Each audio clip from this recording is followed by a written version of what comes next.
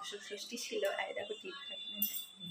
তো সন্ধ্যাবেলায় চা তো একটু খেতেই হবে, তো চায়ের সাথে দেখো চা আর লুচি, তো ঝটপট খেয়ে বন্ধুরা চল। হ্যাঁ, কি রান্না হবে মা আজকে?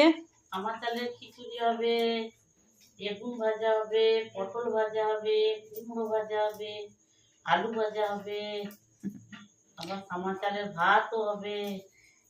আজকে আমাদের বার আছে না, ওই জন্য আমরা ওগুলো খাবো, বলো মা? কাঁচা খেতে পারবে না তো কেউ, না। সব অম্বল। তো দেখো এখানে বেগুন ভাজা বসিয়েছি, কি পরিমাণে বেগুন ভাজায় তেল টানছে।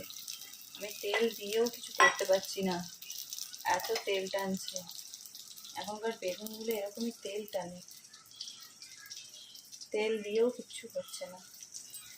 আর এইদিকে হয়েছে দেখো, এই দেখো আলু ভাজা, কুমড়ো ভাজা, এই দেখো পটল ভাজা টুমকি মারছে, এই দেখো পটল ভাজা, চাটনি, বেগুন ভাজা,